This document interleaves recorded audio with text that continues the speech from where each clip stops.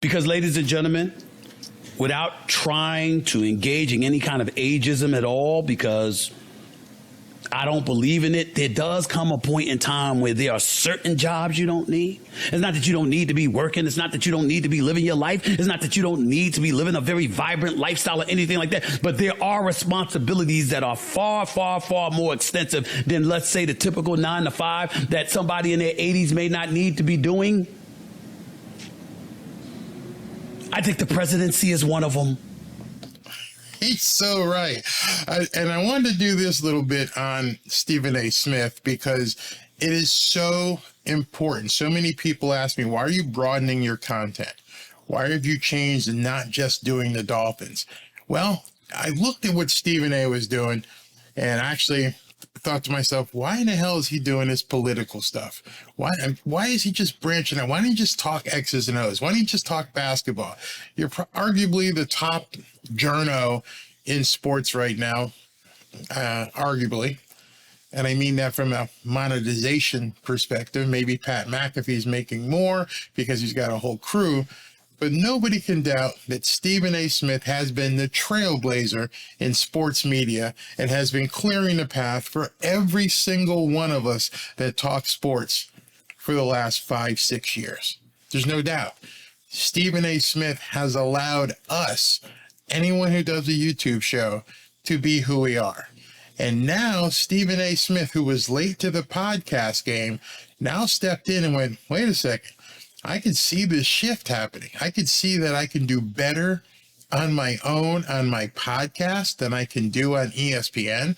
You know, ESPN is my gravy, but the future is obviously being out there on a podcast. And then he is smart enough to realize it's not just sports. Sports has a very finite audience. The Miami Dolphins are a very finite audience. In order for him to grow, he needed to broaden his content, broaden his perspective. In order for me to grow, I have to broaden my content, had to broaden my perspective, broaden our audiences.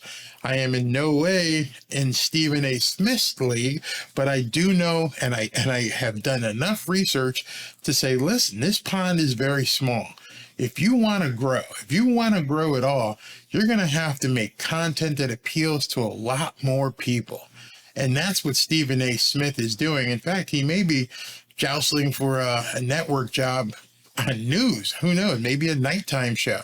But I just wanted to say that because there's some crazy stuff going on with Stephen A. Smith, and some people are really, really treating him like crap. So he made that clip talking about Joe Biden being possibly too old to be president.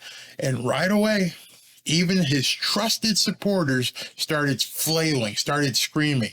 And then Deadspin wrote an article that I think was probably racist in itself. It was unbelievable. So let's take a look at that article from Deadspin. Okay, here's the article. It says Stephen A. Smith political takes are beyond concerning. They're dangerous. Stephen A. Smith talking to his big audience. It's actually dangerous. We must be stopping him. We must find a way to stop him. These people are absolutely rabid nuts. He's gone off the reservation. It's a black man thinking and talking stuff that black people shouldn't be talking about. You shouldn't be talking about going against the plantation. That's very bad. So it says being friends, and notice how they put that in quotation, with Republicans is one thing. Becoming a pseudo mouthpiece is something different. You stepped out of line, Stephen. You stepped out of line. You're off that plantation. You can't have those kind of people as friends. What in the hell are you doing? We're going to have to stop that. This article is just amazing. I highlighted some of the stuff here. So let's get down here. And they're talking about another day, another bad take from Stephen A. Smith. But this isn't about sports. It's about his transformation into being a mouthpiece or puppet for the Republican Party. You just called, this guy in this article, just called a grown ass man, a grown ass black man, a puppet for somebody else. So, I should show you this. This is the guy. This is the guy who wrote this article, and you can tell by who he is. He's on MSNBC all the time. He's got the chick from MSNBC in his profile picture. His first thing is here. Then he goes after Deion Sanders as well. So he's one of those guys that just hates black men that aren't carrying the flag for BLM. That's basically what he's doing. And he goes, Stephen A's takes keep getting worse. And I highlighted something down here. Here's the kicker. Before that quote, the one about Joe Biden, Smith declares that he's not trying to engage in any ageism because he doesn't believe in it just before he willfully decides to engage in ageism. So don't even talk bad about Joe Biden. If you talk bad about Joe Biden, then we're going to have to come for you, Stephen. And then somebody named April, let's see who she is. April, basically 194,000. She's co-founder of Sister SCOTUS, whatever that means. Here's the thing. Biden is 80. No one is going to primary Biden. Well, Robert F. Kennedy is. Trump, the GOP frontrunner, is 76. Very little difference in age there. DeSantis, the other declared candidate, is 44. So Stephen A is effectively telling you to vote for DeSantis. Sit with that for a minute. These people are insane.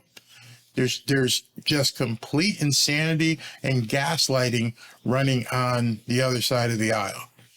If you step away from the plantation, if you have a viewpoint that's individualist, that you don't want to be judged and characterized by the color of your skin, but rather your content of your character, that's no good. You have to carry the flag 24/7, 365. And if you're not, you're bad, period. And I'm just so sick of it. So back in this article, here's another one, okay?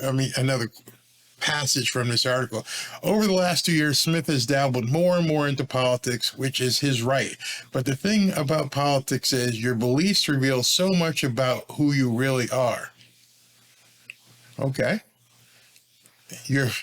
Read that again. Your beliefs reveal so much about who you really are. I hope so. I hope my beliefs reveal who I am. Why? They're your beliefs. That doesn't make any sense. And so far, the revelation feels like Stephen A. Smith wants nothing more than to be a rich white man and all the privileges that come with it. You see how sad that is? You see how somebody steps out and starts doing some different things, and it's not exactly what certain people want, and all of a sudden, that's the racist. This is the guy who's racist. Hey, man, you can't step out there and be like the white man. Don't you understand? By being like the white man, you're leaving us all behind. You're forgetting where you came from. No, I will never, when people have said that to me and they have forgotten where I came from, I will never forget where I came from. Do you know why? Because I never intend on going back there again. That was the reason my parents put me in private school. That's the reason I went to college. That's the reason I opened my own businesses, so that I would never go back again. I have to remember that all the time. My first thing in the morning, my morning devotional, every single morning, my morning devotional is I say my prayers, I thank God, I ask for forgiveness, sometimes in reverse order, obviously. And then I just look at a picture of where I used to live as a child, because I never want to forget where I came from, because I'm never going back there again. Some black people say that's a bad thing. You forgot where you came from. Nope.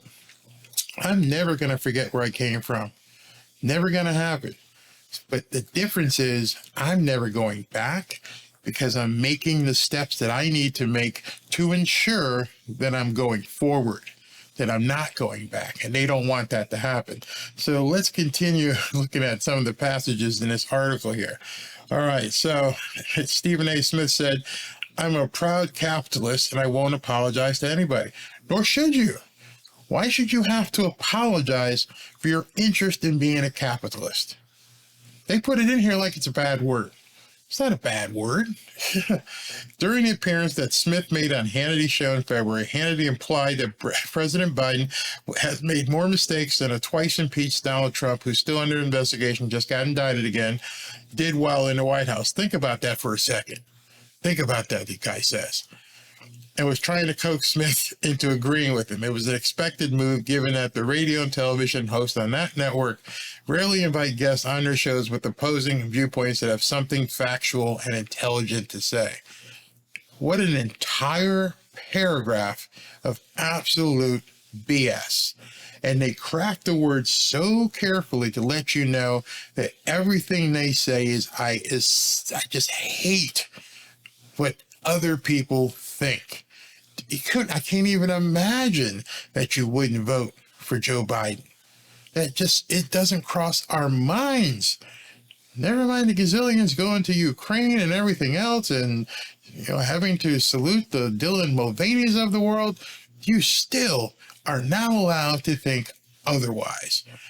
And now it says, do you think the world respects and fears Joe Biden the way that they did Donald Trump? Stephen A. Smith says, no, I'll be honest, that's my feeling. Oh my God, that's horrible. You can't say that. You can't say that and be black. You just can't. So further down here, Smith isn't most people. Now they're going to use his stature against him. The words of a public figure carry more weight. Smith built his television legacy on being, quote, the black voice that kept it real in a white space. That hasn't been the case for years. It's especially even more damaging when you realize that most of the barbershop crowd that listens to him doesn't know the difference between Hannity, Carlson, Trump, or DeSantis. They just know that they're all white male Republicans, and when you befriend one of them, you befriend them all. I hope you could recognize the liberal elitism in what they just said. That to think that Stephen A. Smith's audience is the barbershop crowd. That's it. That's all Stephen, all his 12 million followers and everything else and gazillion things that he does on television. You only have the barbershop crowd. You have those low information black guys. That's absurd. They actually wrote this. And it continues. That's not to say that all the folks in the barbershop aren't intelligent enough to engage in conversation, but when's the last time you've ever seen that happen in a black or white barbershop? You know that black CEOs, that black businessmen have to go get their hair cut and have intelligent conversation with people in the shop and who are cutting our hair? Do you think that barbershops are only for the ignorant? You don't make any sense. Never. It's an arena where debates about sports, music, and women take place. Now you've gone into a sexist realm. For the good or the bad, but mostly for the bad. So what they just said in that article is that people who listen to Stephen A. Smith or watch First Take, go to barbershops, are Neanderthals, talk about women and music. That's it. Don't talk about anything else. And it's mostly bad conversation. Not my words, right there. Mostly bad conversation. You think this guy thinks a lot of himself or what? And let's see, that's pretty much it. So Stephen A. Smith has become a household name by writing his opinion in columns or delivering takes on television. True. Somewhere along the line, he forgot the first rule of sharing your views for a living, which is that whatever you say sticks with you, even if you evolve and apologize for it. I hope that goes the same for the guy who wrote this article. So when someone whose public foundation was once built on being the voice of the people expands, notice what I said, expanding the audience, into sounding like old white men he used to refute, you have to wonder if we're watching a backward evolution or the revealing of one's true self. Period. A backward evolution or the revealing of one's true self. I don't understand how intelligent people can't allow you to think for yourself. I've been called all the names. I've had all the fingers pointed at me. I even get them here on YouTube and all the different things that the other people don't like you talking about. And now Stephen A. Smith, one of the icons of sports media, is out there broadening his audience And they're freaking out. They are absolutely freaking out. So I want to play you this clip that comes from Jason Whitlock's show, another guy they freak out about, and you're gonna love this. That irritated Deadspin. He's a right-wing sellout. Why is Stephen A. randomly talking politics on his podcast? Well, I don't get it.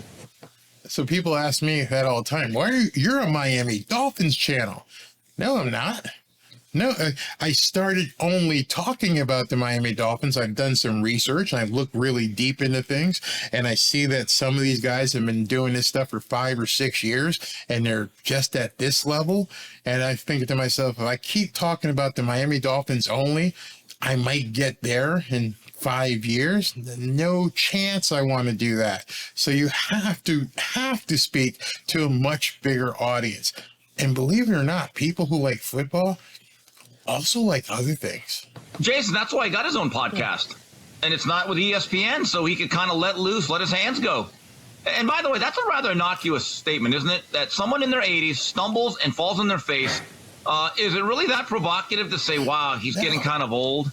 I mean, at this point, that presidency, if it was a movie, would be Weekend at Biden's. Or, I mean, really.